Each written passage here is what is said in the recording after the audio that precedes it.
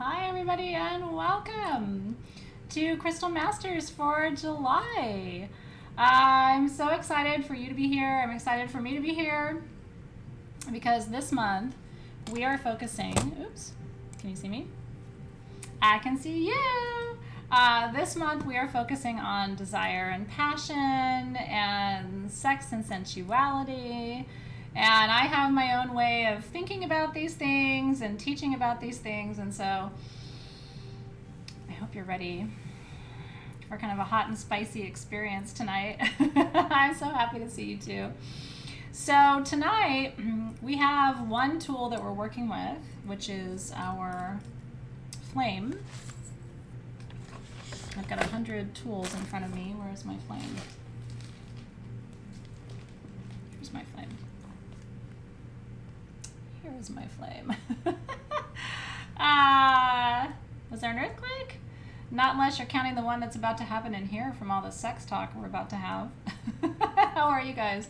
Anybody new to Crystal Masters? Is anybody here for the first time? I always like to know. We've had quite a few new members join us in the last couple of weeks. So if you're new to Crystal Masters, I want to welcome you. Excuse me. This is our closest crystal community in Sage Goddess. So you are part of what I call the inner sanctum of crystal magic. And I'm super happy to have you here. I love it. Oz says, my first class, second year member. Isn't that fun?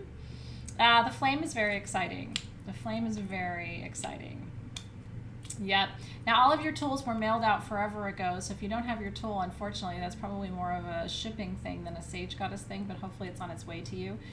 We did have more of these left at sagegoddess.com, and so if you'd like one, it's always a little more expensive if you don't get it as part of your subscription, so it's $39, and then it's 19% off with code HEAT19.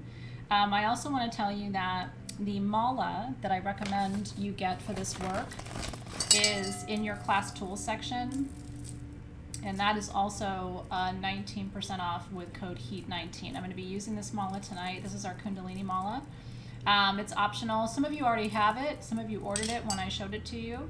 If you want to do the mantra with me, you have another mala, you can work with that. If you don't have a mala, you may want to grab this one. I made it for Kundalini Shakti energy. It's got carnelian and peach moonstone and serpentine, which is the Kundalini stone, because the serpentine is, or the Kundalini is called the serpentine fire. We're going to do a little breath work tonight. We're going to do a guided meditation. We're going to open the sacral chakra. We're going to do a sacral chakra evaluation. And for that, you will need a pendulum. So what you need for tonight's class is a pendulum if you have it, a mala if you have it, and the flame if you have it. If you don't have the exact flame that I'm showing you, but you have a different flame, that's okay, go grab that. If you don't have a flame at all, but you have a piece of orange calcite, go grab that. These are some alternatives for you to work with. Deanna Bello said she made a mala, which I love so much. I'm actually going to make some malas on vacation with the kids. My kid Zoe is actually really good at making malas. She's better than me because her fingers are smaller, so she's really good at the knotting. You know, the knotting is what really makes it hard with mala making. So little fingers, right? So anyway, if you've made a mala, I would love to see your mala. And I'm going to start us off tonight by ringing my bell. This is our class bell. Freaky flame. So every time I ring the bell, you know class is in session, and I'll ring the bell when we're done tonight. I want to let you know that we're having class this week because I'm going to be traveling until the full moon. So tonight, Friday, and Saturday, I will be live with you, showing you our daily products like I do on Facebook every day. And then after Saturday, Alexis will be live with you every day, showing you our daily products at sagegoddess.com. If you would be so kind as to join her and support her and share those lives so that she has our community with her, that would be super fun while I'm away. I know she would appreciate that, and I'm really thankful to her that she's going to have Oscar with her. I'm sending Oscar to Alexis tomorrow. So he's going to go live with Alexis for a little while. I know, and I'm going to go off the grid and have a quiet time with my family. Very much looking forward to that. You have a very erect Freaky Flame. Is this a flame or is it just happy to see me, darling? She's going to do fantastic. Yeah, so let me tell you one more time. If you want to do exactly what I'm doing tonight, it would be nice if you had a flame of some kind. If you don't have the orange calcite one, maybe you have a different flame. It would be nice if you had a piece of orange calcite, because we're going to talk about orange calcite tonight. It would be great if you had a mala, because we're going to recite a sacral chakra mantra together. What was the other thing I said? And a pendulum, because I'm going to evaluate. I'm going to do an exam on you tonight, darling, and I'm going to evaluate your sacral chakra. I'm going to show you an energetic technique tonight for distance healing that I like to do, and see how it works for you, because a lot of you are still doing distance healing as crystal healers, and I want to support you in that effort. She's stone sitting. And to those of you who are not in the US, we want to welcome you too. I think it's so exciting that we're such a global community. I appreciate you guys so much. Okay, so I'm gonna dive right in. The other thing I wanted to tell you is they're actually sitting in the other room. I have a bowl of tangerine quartz points from Brazil that we just got in. And I did a little energy work with those. And so if you would like one of those for free, if you do shop at sagegoddess.com between now and midnight tomorrow, if you put sexy in your notes, don't worry, my team's not going to think that you're calling them sexy or just saying sexy. We will know that's a code. You're going to get a free tangerine quartz point, 1 to 2 inch, with your order. I'll gift to you. For some sacral chakra magnification movement. Yep. Yeah, wands would be great for tonight. I know. Alexis is practicing her Oscar voice. I'm very excited to hear this, because it's a very specific voice, and Alexis is going to do a great job. If you don't know who Oscar is, that's a story for another time. Yeah, I'm glad you guys are excited. He is an agate. If you don't have a mala, what I'm going to recommend that you do, so it is important to have a mala in your collection, and you can make one, you can buy one. I mean, it's really up to you. Making them is really fun. It's a lot of work. I mean, for me, it takes me about, I would say 2 or 3 hours to make a mala, depending on how slow I'm going. But it's such a meditation. It's an exercise in meditation. If you're in Soul Shift, one of your soul sisters, Sheila, made a event page, and she actually taught mala making. So if you're in Soul Shift, you can go and watch Sheila and learn how to make malas with Sheila. She's very good at it. There's some YouTube tutorials too if you'd like to learn how to make them. The reason a mala is important is that there's 108 energy centers in your body, right?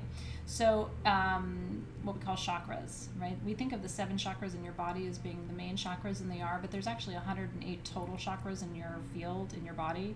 And so when you recite a mantra 108 times, you push that energy into all 108 of those energy centers. So the reason we work with a mala is so we don't have to count, because counting to 108 and reciting mantra at the same time is really difficult. So basically the mala keeps the track for you. If you don't have a mala, what I will say is, let me count for you, and I will go around my mala and just stop when I stop, and so I'll keep the time for you. Yeah. Did she do it for Crystal Masters too? I didn't know that. That's very cool. Wonderful, wonderful. I didn't realize she did it for both. I thought she only did it for Soul Shift. Well, then you already know how to make a mala, because your sister Sheila taught you how to do it.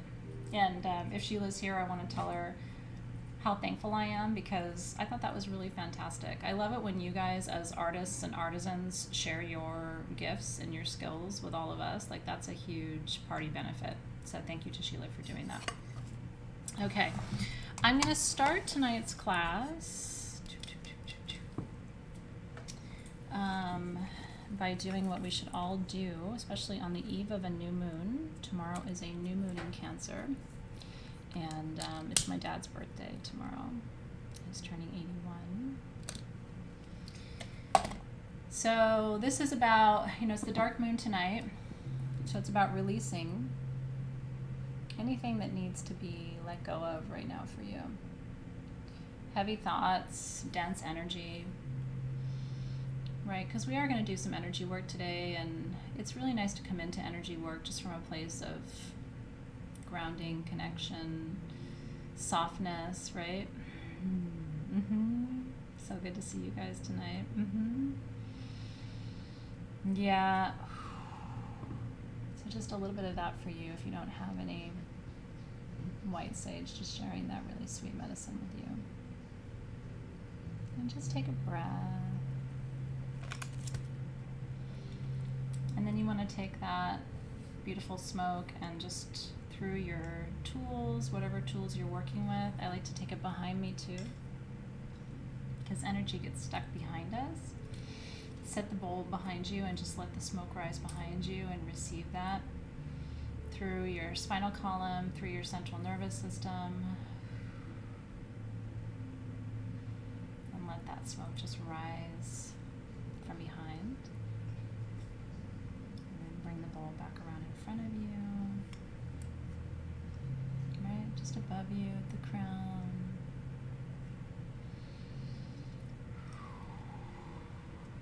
There's nothing quite like that smoke, and let it come up through your fingers, right?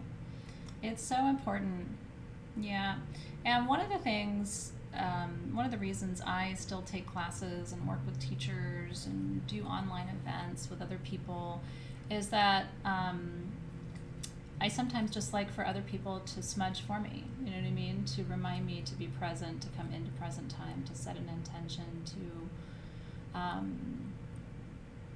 to be here now, you know, and when I take classes, it's such a reminder. So I want to take this moment as we begin our practice today and working with our tools today to remind you that the most important part of crystal healing, at least for me, is intention. It's intention. What is your desire, right? Yeah. Ooh. So I want to invite you in this moment, especially since we're working with the lower chakras today. We're not up here today. We're not dealing with the throat. In fact, when I'm doing sacral work like we're doing today, I get very quiet. This isn't about, you know, blah, blah, blah, blah, blah, blah, blah. This is actually more about silence and embodiment, right? So you may even choose, you don't have to, but you may even choose like not to be too much in the feed today. You can if you want. Some people really enjoy being in the feed. That must have been a Freudian thing. I'm not hungry, but maybe subconsciously I am. You may choose to be in the feed, but if you choose not to be in the feed and just to be embodied in this moment and relax and unwind and enjoy this experience today, I really want to support you in that too. A lot of us need these opportunities to be embodied, right? Not to think, not to vision, not even necessarily to connect with spirit guides. That's kind of the opposite of what we're doing today. What we're doing today is we are anchoring into this present moment. We are getting into touch with our innermost desires and emotions, right? And we are practicing the act of centering and balancing our energy, which really is what happens in the lower chakras. I do want to say, we are on the eve of a new moon, right, in Cancer tomorrow. And this is a new moon that really focuses on the heart chakra, right? It's very much about the emotions and feeling into what's happening with you right now, how you're feeling, what's coming up for you, energetically, emotionally, and especially related to home, related to relationships. And so I don't think there's a better time actually in this entire month for us to have Crystal Masters focusing on passion and desire and these energies, because a new moon in Cancer is this invitation to focus on how you want to bring desire and bring passion and bring connection into your life, right? So what does that look like for you? And I want you to take a moment right now. I'm a big fan of starting my intention setting process 24 hours before the new moon. So that would be now, because our ceremony is tomorrow at 6. And I hope you can join me. I'll be live on YouTube from 6 to 7 tomorrow night. to help you set intentions. We're doing Turkish coffee ceremony, which is so exciting. But for tonight, start the process now. You know, this is our last chance to release this month. So anything that doesn't need to be with you, let's start to give those energies permission to release, right? To surrender that space. And then I want you to really start to bring your attention to desire in your life and where you want to feel. Cancer is all about feeling, where you want to feel more desire, where you want to connect to more desire. And there's a couple things I want to say. And don't worry, Gina. Honestly, whatever time you guys come in is perfect time. This isn't that kind of class where you're late. You know what I mean? I think whatever time you get here is just the darn perfect time for you. And I'm glad that you're here. If you can ever be here live, I think it's just the coolest thing. I'll never judge you if you can't be, because some of you work and you're in different time zones and it just doesn't happen. But I will say, it's really cool when you can be here live with me, even just for a few minutes. I hope you know how much it means to me and how much I enjoy your synchronous company. You know what I mean? It's a really cool thing for me too. So this is all very, very important. And so I think for this moment and for this time, if you can start to settle on those intentions now, then your experience tomorrow will be even more profound. And we don't get a Cancer new moon every day. And I want to say briefly before we start, Funky Town would be a great incense to burn for tonight, by the way. I forgot to bring myself a drink, so I may have to pause or send a text to my daughter to bring me. Let me just send a text to her real quick. I usually grab myself a drink, and I didn't, and we're going to be together for quite a while. So let me send her a message.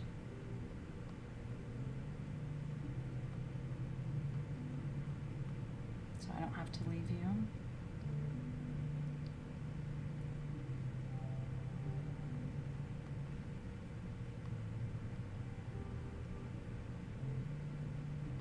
Okay.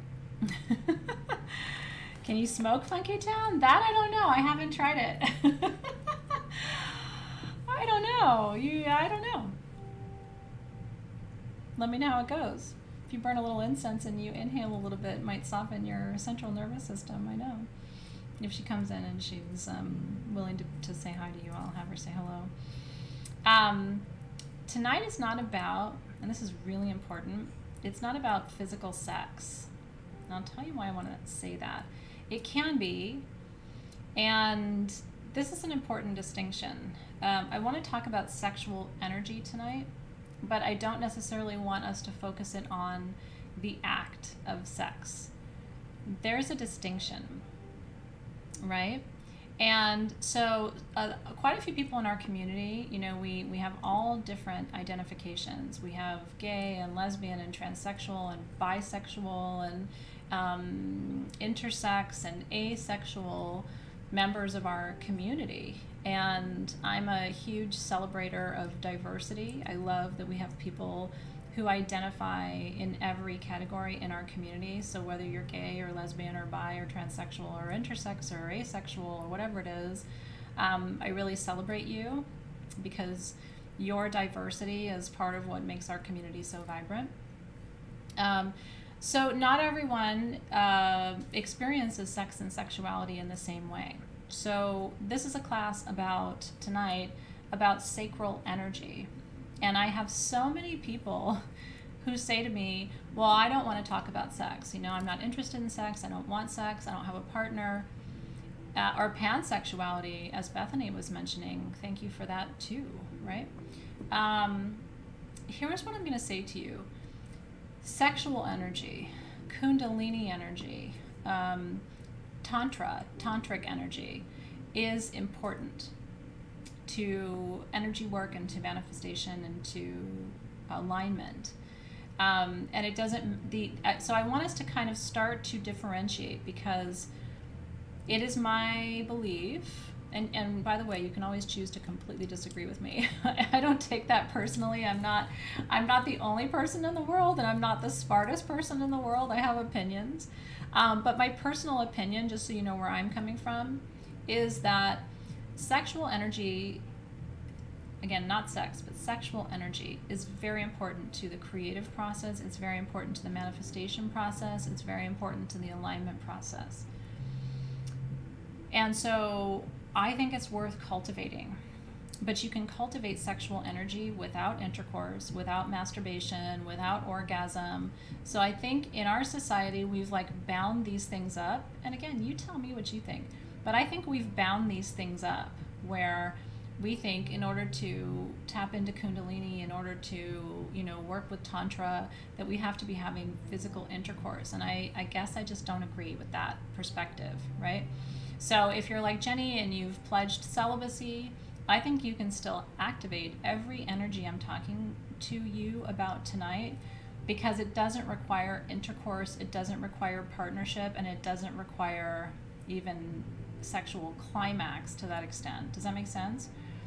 So now, having said all of that, I like some intercourse and I do like a good climax. Okay?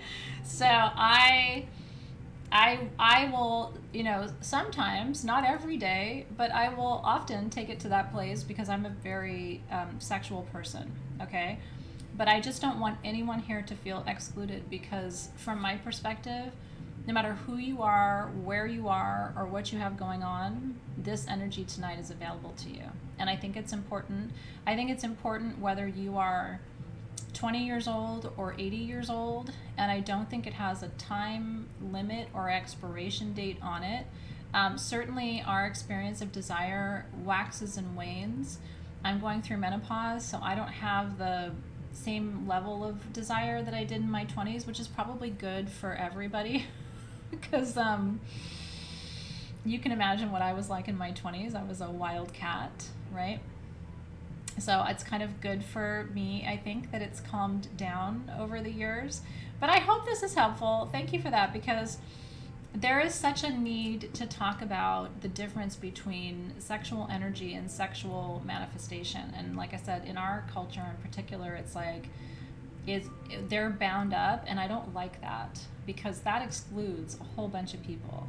And because I have family members who define themselves as asexual, celibate, I would never want to alienate anybody I love, and I don't think I need to, because I think there's a lot of ways to experience this energy without taking it to a physical place. Do you guys have any questions about this before we start? Because I just want us all to kind of be on the same page. I'm glad it's resonating with you. Yeah, I was dangerous when I was young. I really was. And I grew up, in the era of when AIDS and HIV were very prominent, and I grew up in LA, so it was a crazy time to be a wild child. I'm very grateful that I made it through in one piece. Yeah, I love it. Martha Juarez, so wise, says, if anything, not having sex allows you to use more of that energy in other parts of your life. I think you're very accurate in that. And one of my mentors, who is a beautiful, sexy, sexual woman in her 60s, I mean, one of the sexiest women I've ever known, her philosophy is you should hold off having sex and go for long periods without sex as often as you can, because she thinks it builds up this vibration and this frequency, and that you can direct that energy into other areas of your life. And it's such an interesting philosophy, because if you were to meet her, you'd be like, you would never think that she's someone who would like bottle it up and hold on to it and direct it, but she's very intentional in how she uses that energy. The other thing I want to say too is, and I've been a advocate all my life of seeing everything as worthy of lovemaking. You know what I mean? That you can make love to your food. I know this sounds weird, maybe it doesn't. That you can make love to nature, right? That you can make love to an art project that you're working on. And by making love, I mean giving that thing or that experience or that project your full focus, your absolute devotion, showing it your desire and your appreciation, getting excited about it, looking forward to spending time with it, you know what I mean, doting upon it. it's not so much for me a physical act that has a beginning and an end as it is an attitude toward it. And I will tell you something. This is what, here she comes. Thank you, sweetheart. Everybody wanted to see you. Do you want to say hi? I don't want to put you on the spot, but they would love to see you. Okay. Hi. That's my Zoe. You look beautiful. Thank you. Mm-hmm. She brought me a Diet Dr. Pepper in a wine glass. Thank you, sweetheart. I really appreciate it. It's super pretty, isn't it? Yeah, she looks. Amethyst? Which one? It is. It's banded amethyst, also known as monkey toe amethyst. You know. Monkey toe? Well, I called it that because I thought that sounded better than dream amethyst. Doesn't it look like a monkey? Dream amethyst looks and sounds a little bit better. Everybody's saying hi to you. Hi. Yeah. So anyway, thank you, sweetheart. I love you. I appreciate you. Cheers. Love you. You're the best, Zoe. Thank you. Uh-huh. She had her hair done, so that's why she looks different. I think it looks beautiful on her. So my point was that I think you can bring that kind of attention to anything in your life, and people are very drawn to that. People sense when other people are alive. You know what I mean? When they're excited, when they're passionate. And I've always admired people. That's why I think tonight's class is so important. I've always admired people who bring that full passion, that full desire to whatever they're doing. Whether it's cooking, or it's to their job, or it's to raising their family, or it's their partner that they feel that and they show that, or it's their athletics that they do, or it's their whatever it is, their art that they feel so passionate about, or their garden that just, is the manifestation of that. That's admirable to me when you can bring that level of desire and focus. And so I call it making love, in whatever you're doing and however you're doing it. It's very charismatic, right? And so don't you get excited? I mean, I meet people in all walks of life. I'll have a server at a restaurant that does that, where I'm just like, ooh, I just want to be around you, and that's happened to me before so many times. Or, I'll go, no matter where I go in life, I can find that. And so, try to come alive a little bit in your life. I promise you, if you can plug in and find that desire and learn how to channel it, you will enjoy your life more. It's one of the secrets. And tonight we're going to work with stones to do that. We're going to work with some energetic techniques to do that. I'm going to show you through sound and through mantra how to summon some of that. So tonight's class is partly about this flame, but it's also about lots of other techniques that I'm going to show you in terms of how to radiate that. But you got to be passionate about what you do and who you are and what's going on in your life. You have to be passionate. I think it's a non-negotiable if you want to be successful. Everybody I know who's truly successful is passionate about something, whether it's, it can be as weird as it gets, but if you're passionate about it, that's all that matters. And that's right, Christiana's mentioning Wu Wei, which is one of the concepts from my manifestation class that I taught you. And Wu Wei, by the way, I don't know if you mind, but little digression. One of the people who has really done a lot of work around Wu Wei and this concept of not trying was actually a professor at USC that I worked with in 1999, the year before I met Dave. Isn't that funny? He was a professor there doing some lectures and kind of a visiting professor, and he's gone on now to be one of the leading experts in the art of Wu Wei, which is the art of not trying or not doing.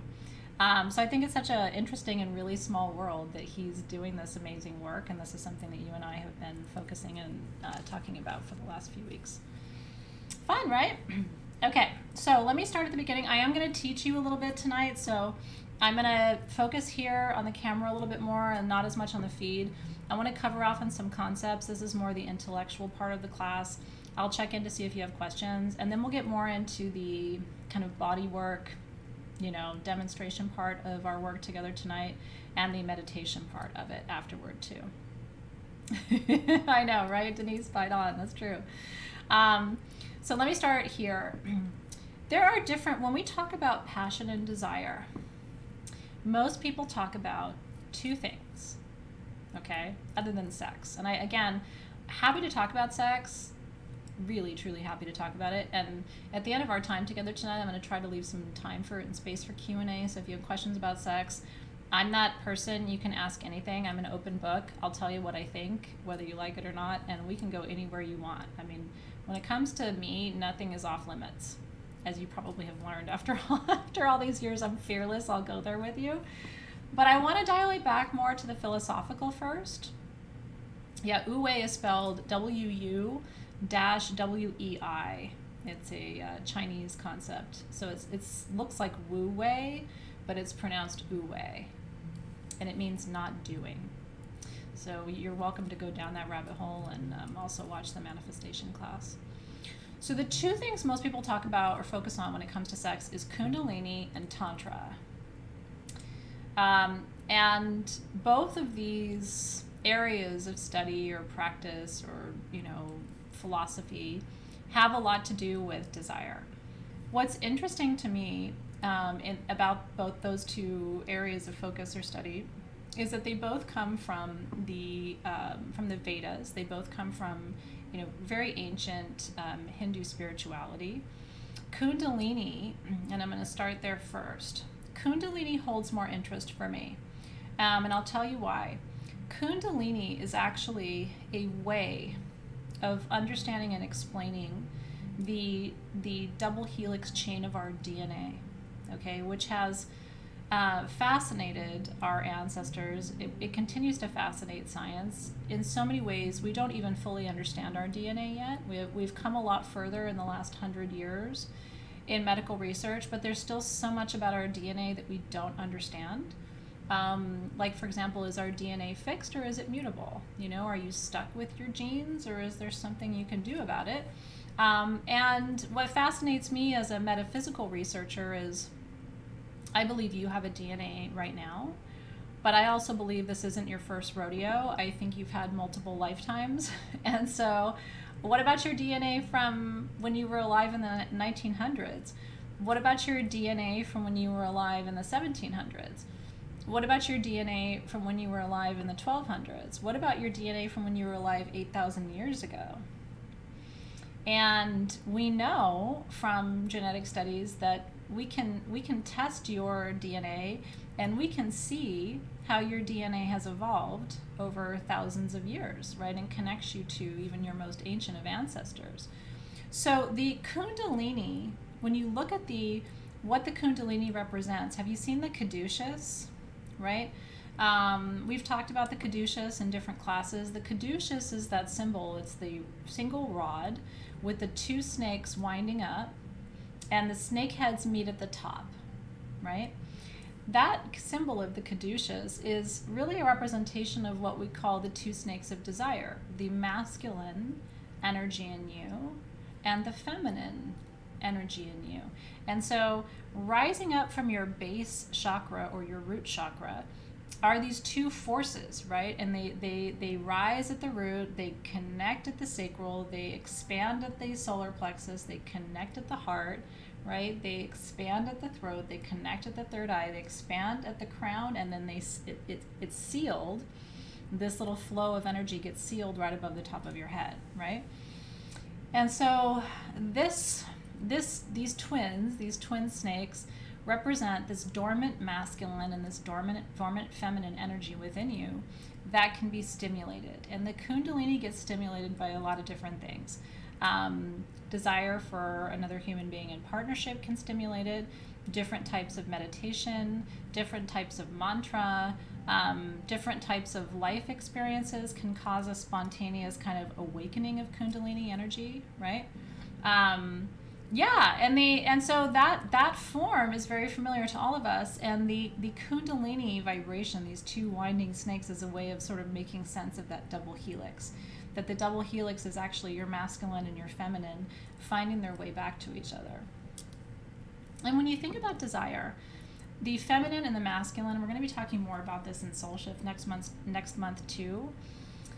The way the feminine in you experiences desire is very receptive, right? We receive desire, we hold desire. We literally, the feminine anatomy holds the masculine anatomy, not to put too fine a point on it, right? But we call it in. We have a womb, we hold life, right? Like we receive. The masculine projects desire. Now, it doesn't matter, and let me know, Miss Jade, what you're looking for spelling about, and then I'll tell you. Are you asking for Kundalini? Alexis, if you can see her comment and respond to her, that would be helpful so I can continue, but I want to make sure we've got spelling for her. So the way the masculine experiences desire is external. The way the feminine experiences desire is internal, right? But it doesn't matter if you have male anatomy, you may actually still experience and express desire in a feminine way. If you have female anatomy, you may still express and experience desire in a masculine way. It has nothing to do really with your parts, okay? Yeah, so that's the main message I want to give to you tonight. Even if you are a woman, right, with female anatomy, you identify as female, you may still experience desire and express desire in a masculine way, and there's nothing wrong with that, and vice versa. So part of tonight's work is, how do you express desire and how do you experience desire? Is it outward? Is it inward? Or do you initiate or do you wait to be taken, right? And so these are questions that you can ask yourself, right, to start to understand how desire functions within you and how desire functions around you. The Kundalini energy, and we're gonna, when I take you through the meditation tonight, I do want you to, because we're gonna do a Kundalini breath tonight called the breath of fire. I don't want to scare you, but it's another form of breath work. It's kind of like the breath work we did in Soul Shift last month, but it's faster. The Sanskrit term for it is Kapalabhati, Kapalabhati,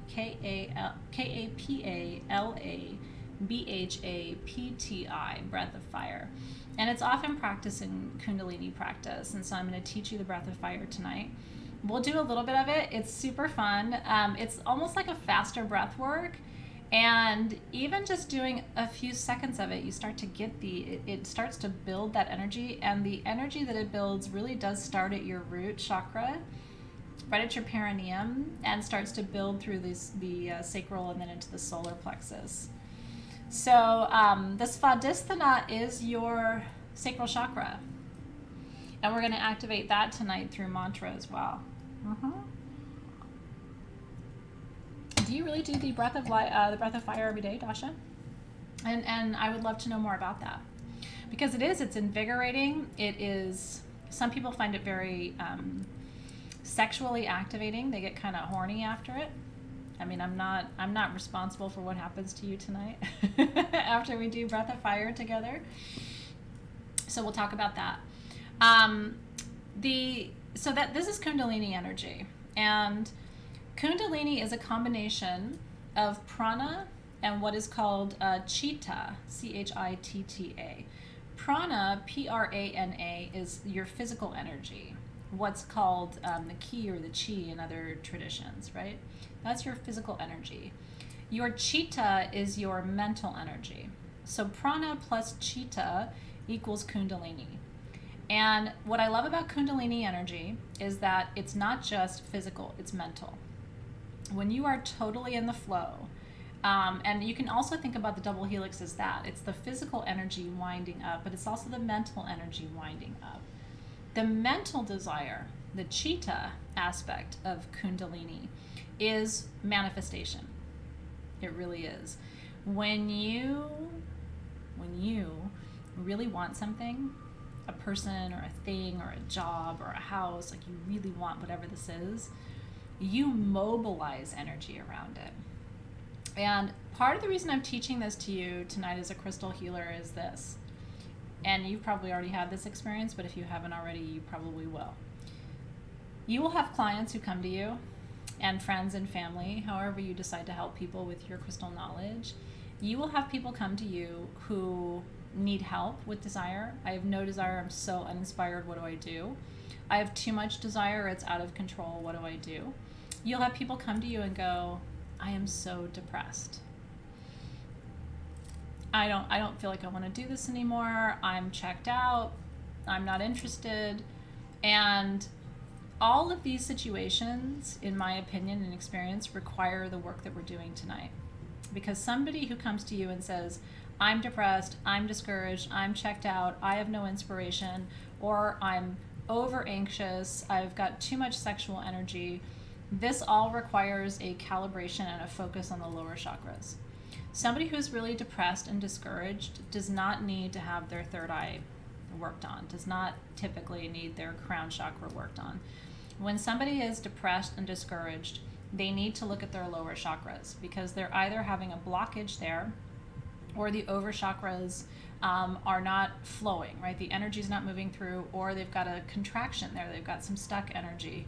And that could be rooted in all kinds of things. A traumatic experience younger in life. Do you guys remember my lecture on the ages of chakra development? I don't know if all of you were there for that class. But that was a really important class because your root chakra and your sacral chakra are the two chakras that develop before really you turn 18. And so a lot of the trauma in our lower chakras happens before we even really leave our parents' house, right? It's like these are happening in the early years of life. The root chakra trauma is the youngest trauma, right? The root chakra trauma tells you you're not safe, you don't belong, right? And the sacral chakra trauma can tell you that you're not creative, you don't have anything to offer, you don't have, you're not worthy of inspiration or creativity or power. And so there's a lot that happens in the desire center and in the safety center before we turn 18. Do you remember this? And so when people are very depressed, a lot of times it's anchored in stuff from early life. And those are patterns that keep repeating. And so the work we're going to do tonight is actually going to open and align the root and the sacral. That's my focus with you tonight. And so if you have had root chakra challenges or sacral chakra challenges, and this seems really inappropriate, but it wouldn't be a Sage Goddess class if we didn't do something inappropriate. We're talking about right here, okay? Here and above, these are the chakras that progress and develop in our later years of life. The heart chakra is usually in our 20s, our later 20s. And the throat chakra is usually late 20s, early 30s. This is usually mid 30s to late 30s. And then the crown chakra finishes its development and completion in our 40s usually, So by the time we are adolescents, this is where we're at. This is what we've got. And so she says she doesn't mind it when I get down in her cooter, she's okay. But any of the blockages here tend to be from the earlier parts of our life. And so when we're adults, we tend to focus up here because these are the chakras that have developed in our later years of life. And these are newer to us, right? Speaking our truth and, interpreting our visions and connecting to our creator and developing our faith. But everything down here continues to need our attention and our evolution and our care and balance and alignment, right? So we're going to be focusing on the root and the sacral tonight. And I've got I'll just keep her here in my lap for safekeeping so she doesn't get away from me. Now, Tantra is another practice that comes to us from the ancient Hindu tradition. And Tantra, talk about one of the most misunderstood, in my opinion, philosophies. Tantra is what I was talking about to you earlier. Tantra can be expressed as a sexual process, but I would say really Tantra is only 5 or 10% about sex. The rest of it is about bringing that mindset of making love to everything that you do. Tantra really comes back to these ancient Sanskrit words for weaving together, for pulling together, for uniting.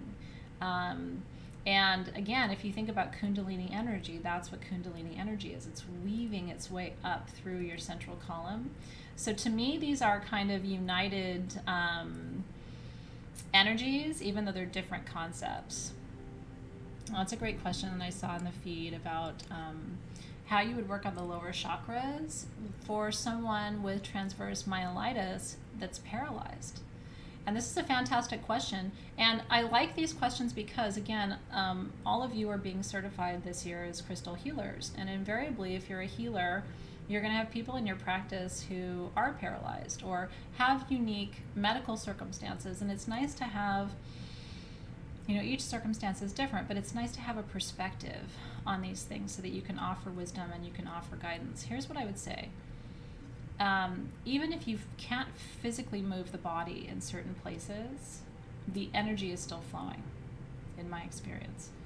And so it's still important to attend to and to do energy work on, even if the area itself cannot physically move.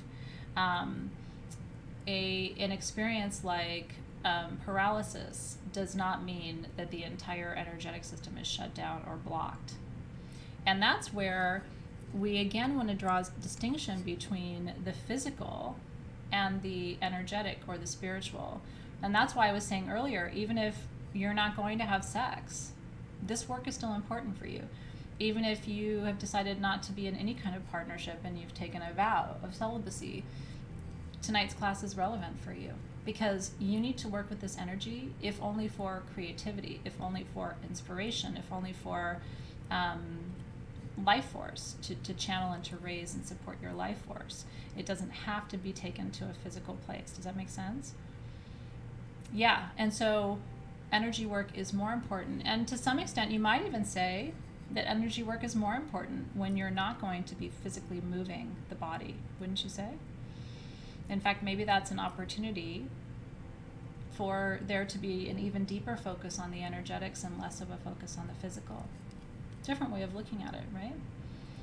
Yeah, so I would say any experience where the body feels hampered, and I've had people come to me and say, well, your classes are interesting, but I'm in a wheelchair. And what I've said is, I hear you, but your energy is still moving.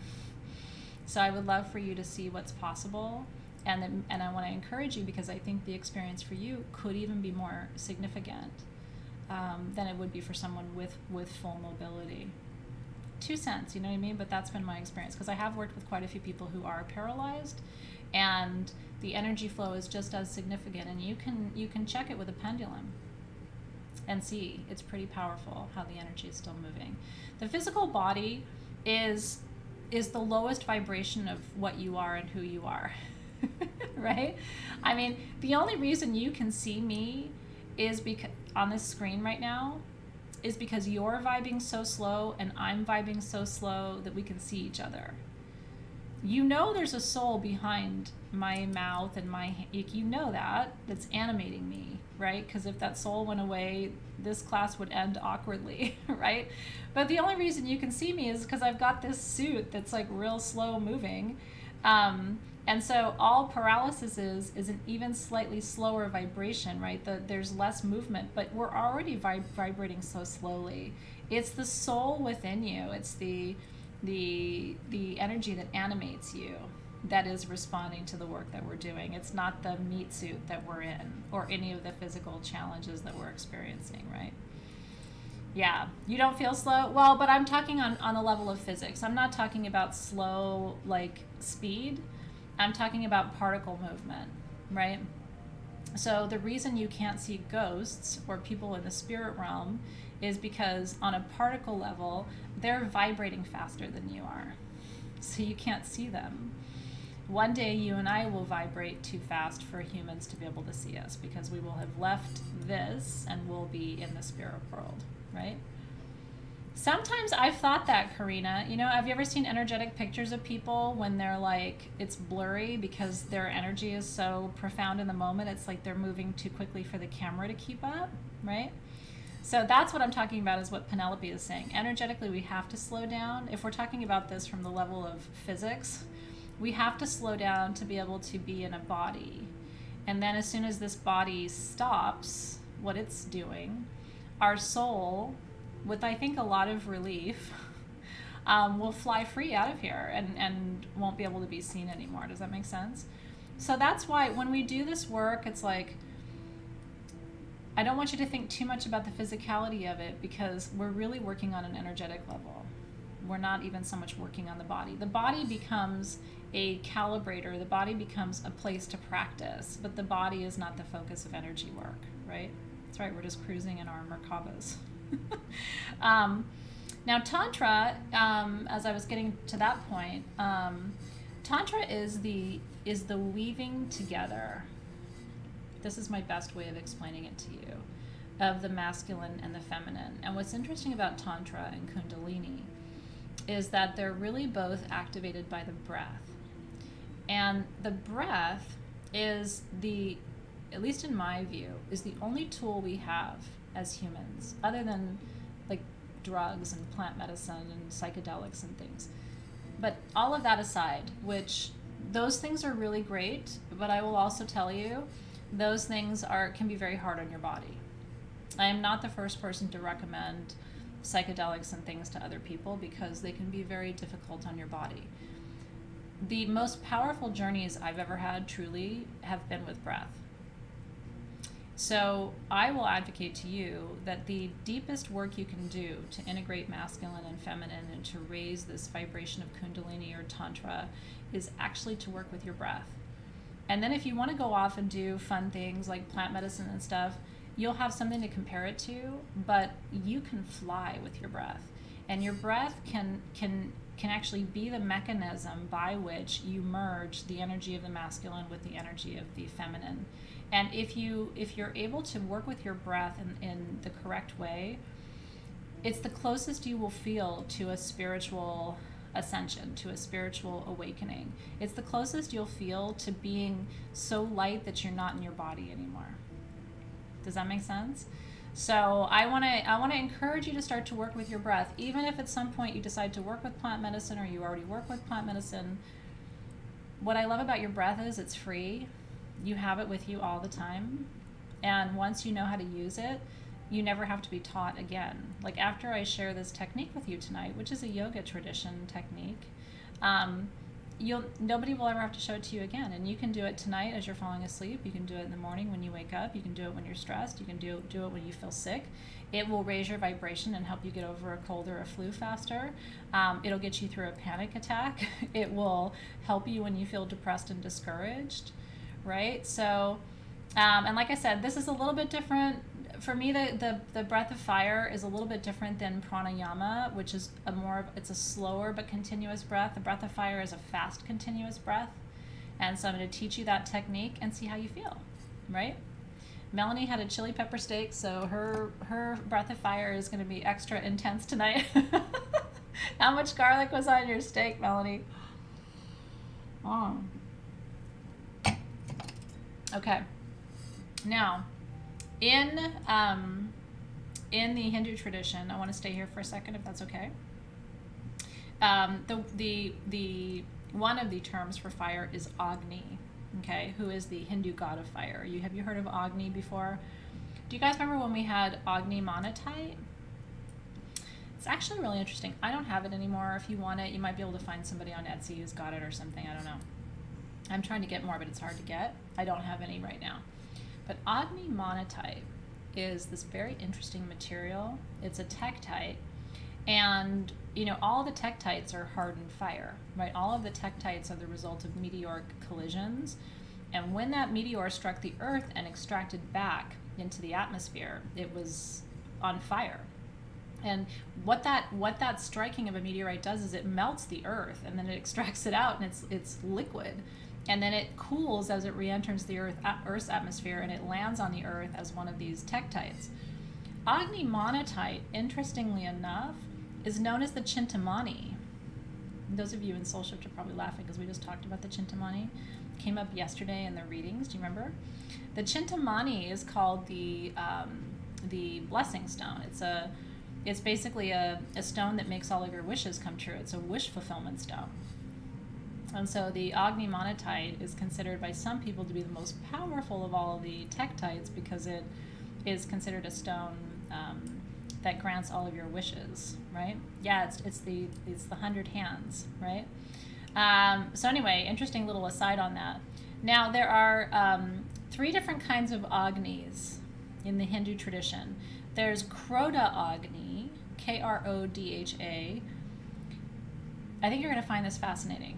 Okay, I'm sharing this with Dave too because he and I talk about things like this and he loves to learn these little tidbits. Okay, Krota Agni is the fire of anger. And in the Hindu tradition, there's 3 types of fire and there's 3 ways to cure it.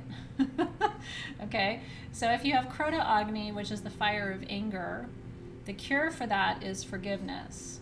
Okay, if you have the Kama Agni, you've heard of Kama Sutra, right? Kama means desire.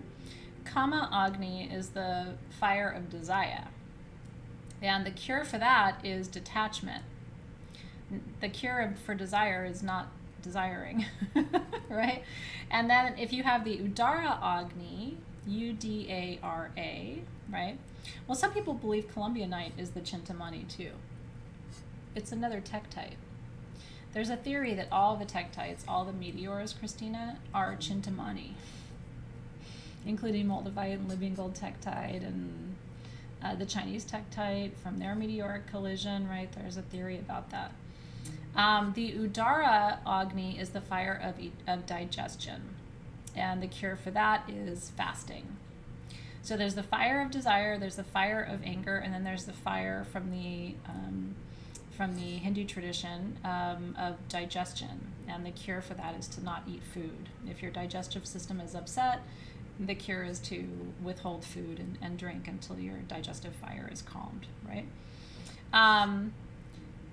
So interestingly enough, to cure the fuel of desire or the fire of desire, you need to detach. And one of the things I've explored is figuring out how to experience desire without attachment. And that's what I want to encourage you to work with tonight.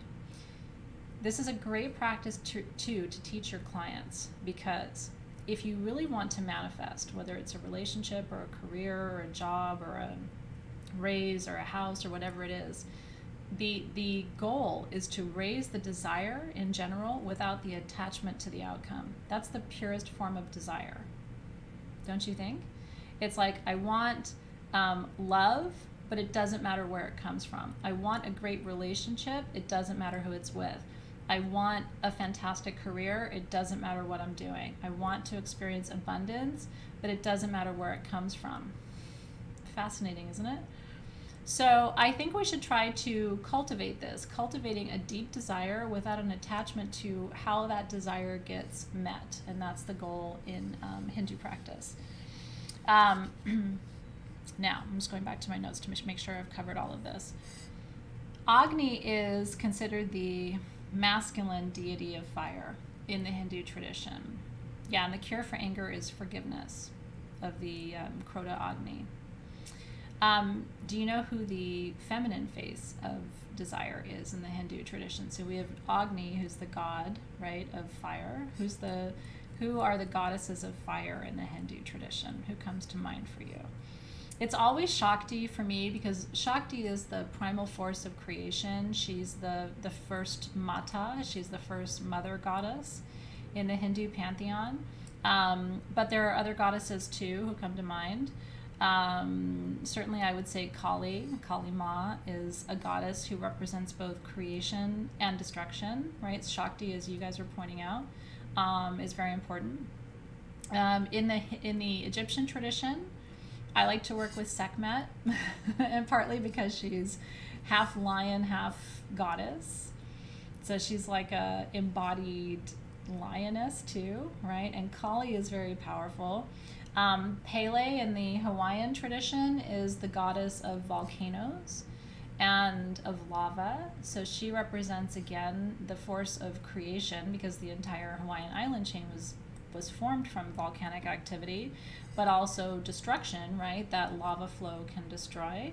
Are there any other gods and goddesses of fire from other pantheons and other traditions? Hestia, for sure, because of Hestia is, of course, the goddess of the cauldron of the fire, the creative fire. Ishtar, for sure. Bonnie, I love Ishtar too. The fire of desire, Teresa Ferguson, is the Kama Agni.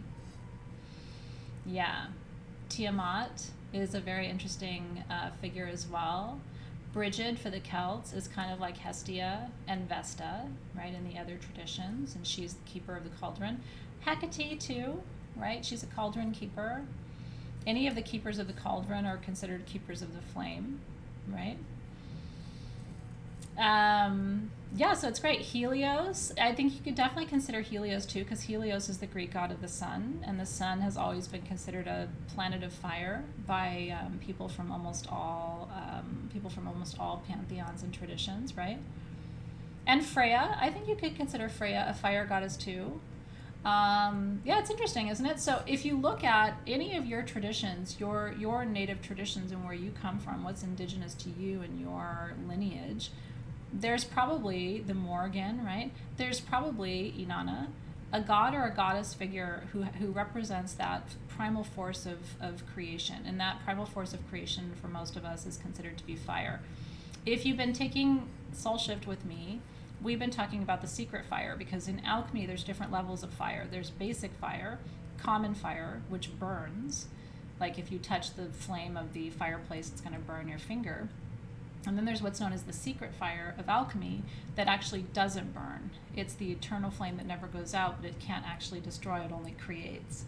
And so the goal of alchemy is to move from basic fire to the secret fire, to learn how to create without destruction. And that's ultimately like the best possible outcome of alchemy, is that you learn how to create without destroying in the process too. Okay, so let me see if there's anything else here about any of this I wanted to share with you. No, I think that might be it. So I want to talk to you briefly about orange calcite, and then I want to do some experiential work with you tonight. Every time I put that flame down, I put it somewhere else, and then I can't find it. And Mary, let me know if you have any questions. I know I'm talking a little quickly, not intentionally, but I know I'm rattling off a bunch of names and concepts and stuff.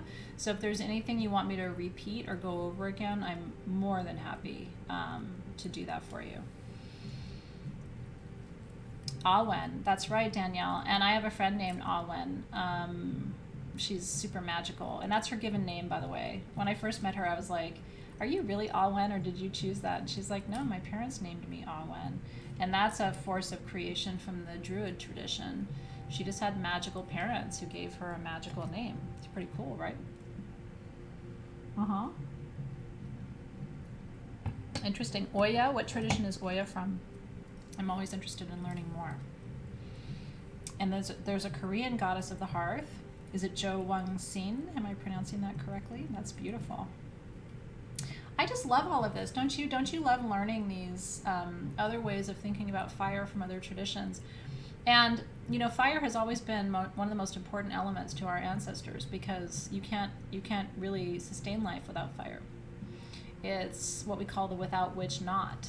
You know, it's like we can't function without fire. From the Orishas, from the Yoruba tradition. Very cool. I haven't studied Oya.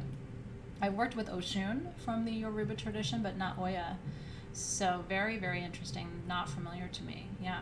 And then Katrina said that Oya is actually a Ukrainian name. And she didn't know that it was a goddess from one of those traditions. So this is why I love these conversations. You know what I mean? Because it's like there's so many connections that we form. And because life is that way, like now you'll see that name somewhere else and it'll form some other cool connection for you. Ra, I think too, Kenneth. You know, Ra is the you know, a god of fire and creation from the Egyptian tradition, right? Amun Ra. And Amun Ra is where we get Amen, right at the end of our prayers in the Christian tradition, because ultimately Amen is a derivation of Amun. And Amun is one of the two names of Amun Ra, who's one of the primary creator gods in the Egyptian pantheon. So there you go. I always feel like Gus from my Big Frat Greek Wedding. Give me any word and I will show you how the root of that word is Greek, right? But in fact, what we all know is the root of everything is Egyptian, not Greek. The Egyptians came before all of us, baby. That's my view anyway. I really do. I bow to the Egyptians because I think that the rest of us are just trying to keep up. You know what I mean? Because I think that the Atlanteans were the last pre-humans, and then when the Atlanteans fell, they fled to Egypt and Tibet, and to South America. And so then we have the rise of the Mayan Aztec civilizations, we have the rise of Tibet and Egypt and all of these traditions, and we have the rise of alchemy, right? So the Mayans, the Aztecs, the Egyptians, and even before the Mayans and the Aztecs, right? The pre-Columbian civilizations, like this is the beginning. The Greeks and the Romans, they were copying the Egyptians, right? So even we aren't original. I would hate to tell that to Gus, but it's true, Gus. We're all riding on the coattails of Egypt on some level. Okay. So what I want to do with you now is I want to settle us in. It's great to see you. I want to settle us in with some mantra work. So if you have a mala, I want you to grab it. If you don't, I want you to just recite along with me. And the work that we're doing tonight is, again, what you would do with a client who is uninspired, disconnected from their sacral chakra, feeling discouraged. This is also something when I have somebody who comes to me and their health is not strong, and they usually another sign of lower chakra blockage and a need for work can be weight that someone gains that's very difficult to lose. A lot of times when I hear that, so I listen to people, right?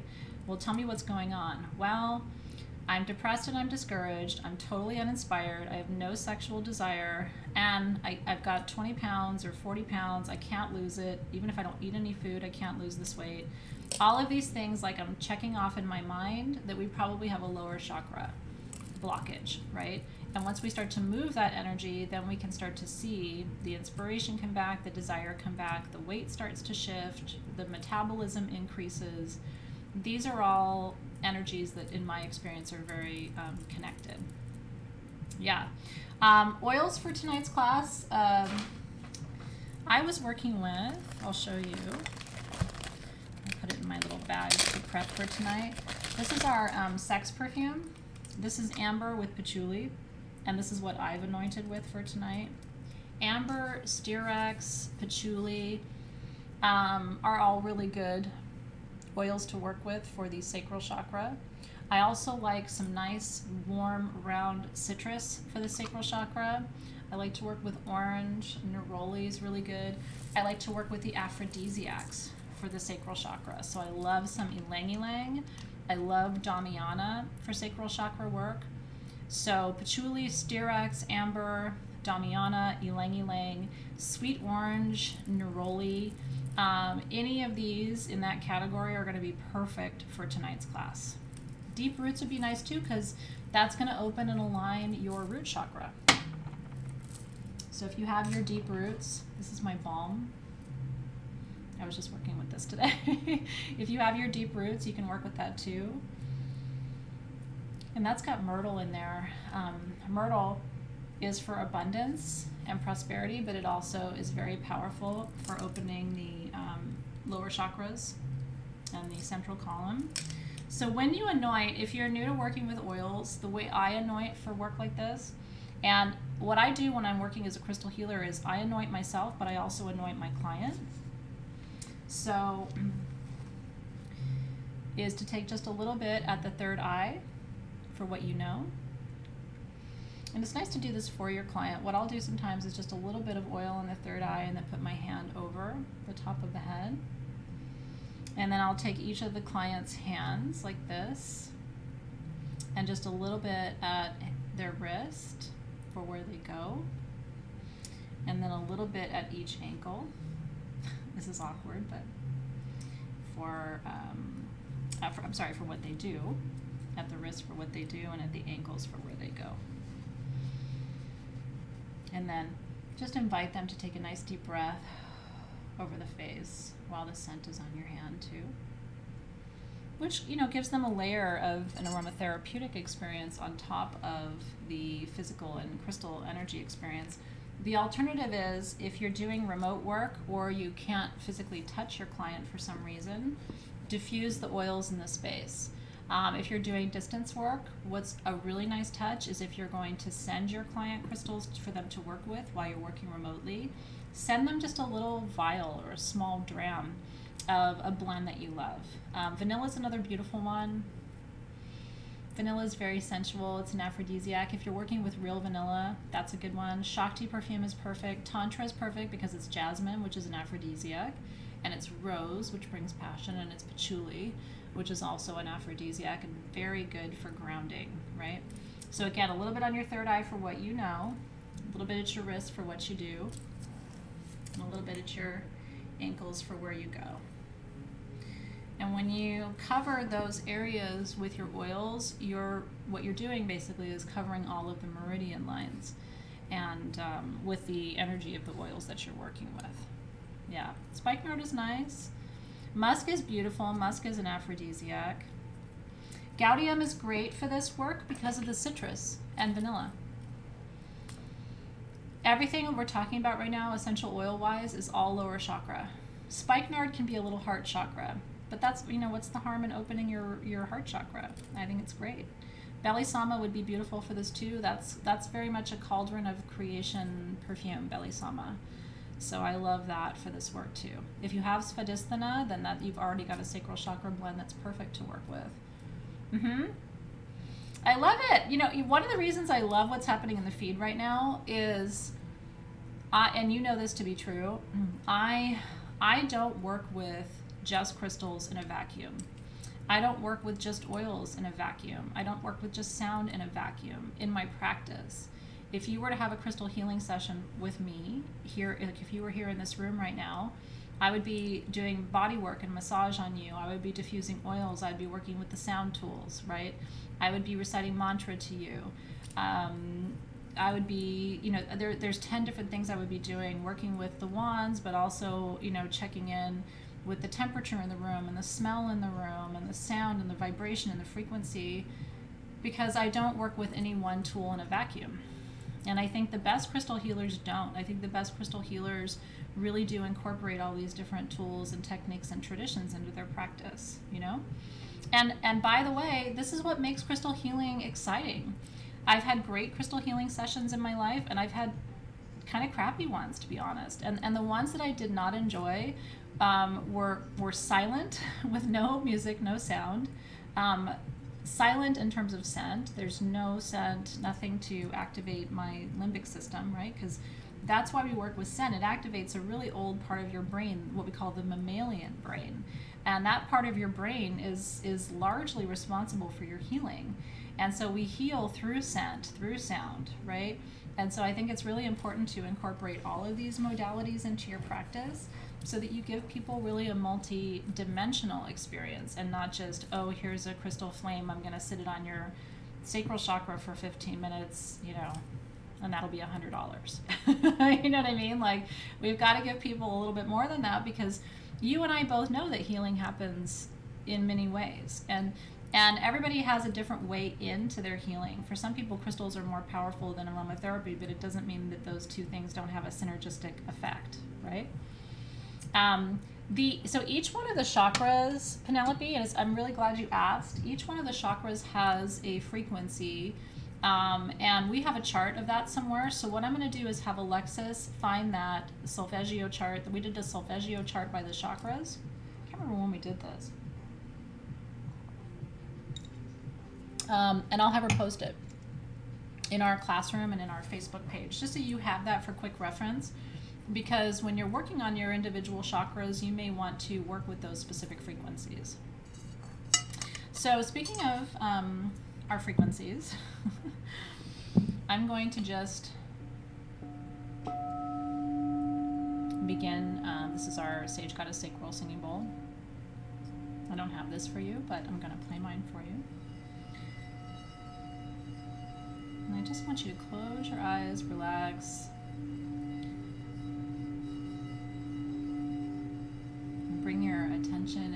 goes to your sacral chakra, which is right between the ovaries, right between the testes. It's in that reproductive zone. It's nice if you can place your hands over your sacral chakra just to make contact. And I'm just playing it so slightly, just to connect you again with the energetics, the sound, the frequency.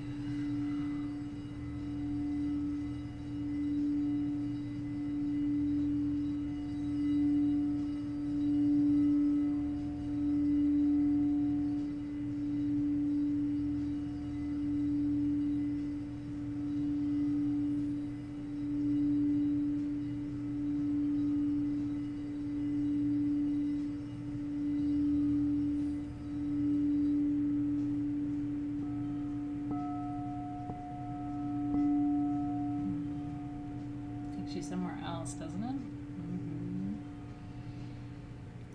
Ooh. Oh, interesting. Are there some good stations? Somebody was saying there's a good station on Spotify.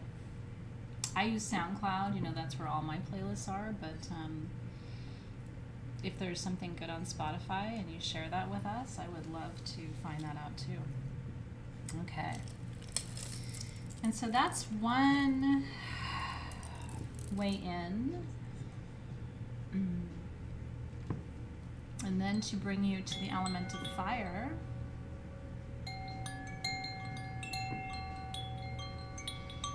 just to show you how to work with different tools to bring people into the space. You can always use your voice. Guided meditations are so powerful, but when we work with a fire chime, or we work with a sacral bowl, or we work with just turning on YouTube to one of the solfeggio frequencies, it gives people a layered experience, right?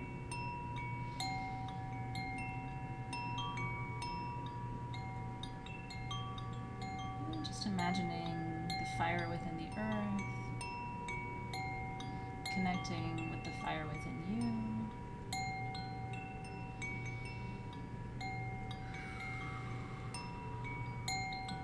Flames from the center of the earth connect with the flames in your sacral chakra, connecting with the flame in your heart.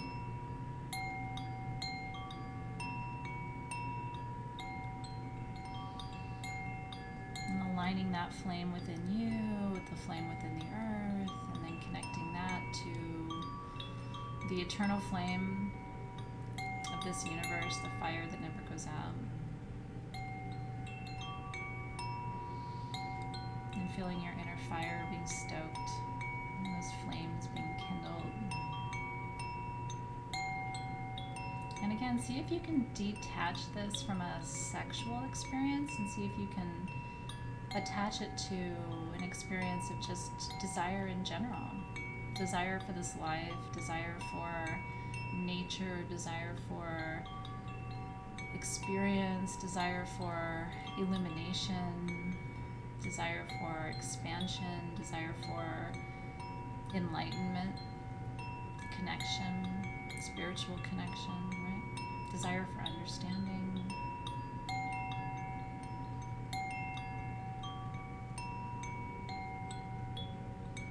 Imagine that in this state, all of your desires are met and your needs are fed.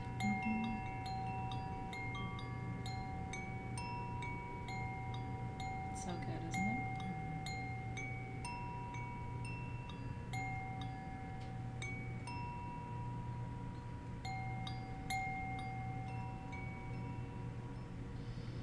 And I say all of this as we are under a new moon in Cancer, which is pretty much the opposite of that. I've already cried today, as my students saw.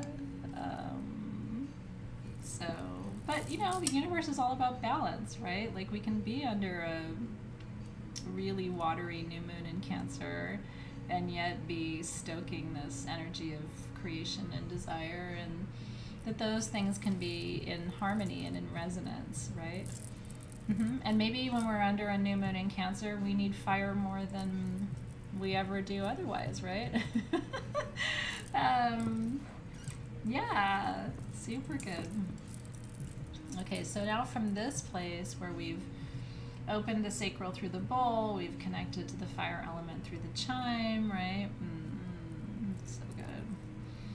Now I'm going to lead you through 108 recitations of the sacral chakra seed mantra, what we call the bija mantra, because bija means seed in Sanskrit. And these are little one-syllable, one-word mantras that instantly activate, open, and align each of the chakras. And each chakra has a bija mantra. The bija mantra for the sacral chakra starts with a V. It's VAM. The way I like to help people remember that is that it's kind of like vagina. And you might be like, oh, Athena, but you'll never forget it. You'll never forget that your sacral chakra mantra sounds like vagina. So VAM, V-A-M, is your sacral seed. Aw, it's so sweet, Rina. Well, and you know, Rina, I'm reading your comment. She said this makes her want to scoop up her little me and hold her and love her so that she feels free to have her desire and to be innocent and free of predators. And what I'm going to say to you is, on a really serious note, those of you who have experienced abuse, especially sexual abuse, in my experience, and my experience is in this arena, primarily the last 10 years, having Sage Goddess, and I've worked with hundreds of thousands of people around the world in those 10 years.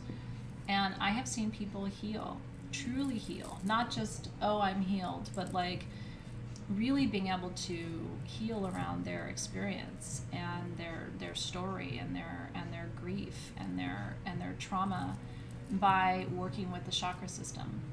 Because every difficult experience we have, like all of my bullying experiences, sit right in my sacral chakra from when I was 12, 13 years old. And I have been able to heal it by actively, consistently, and lovingly working with that solar plexus chakra. And is it 100% there? No, but it's so much better than it was 10 years ago, right? So every time we open and align and activate, and open and align and activate, it is like layers of an onion, and we do get closer and closer and closer to that place of being fully healed. And I believe it's possible. I really do. Little by little, but do I think it's possible to heal from sexual abuse? I do. I will tell you too, I have seen people heal from the experience of having an abortion or miscarriage. These are the major traumas to the sacral region. Cesarean section, which I had, is a massive trauma to the sacral, as is having a hysterectomy. Like, where's my word for that? So can you heal from these major traumas? You can. And I really think that chakra work and energy work is so much at the center of that healing. I really do. As well as self-forgiveness. Because a lot of people who've had these traumas, depending on which one it is, really also feel a lot of sometimes guilt. And when we look at something like abortion, for example. And so healing happens on a lot of different levels. It's mental, emotional, and physical. But I hold space because I've seen absolute miracles in my time. I really have.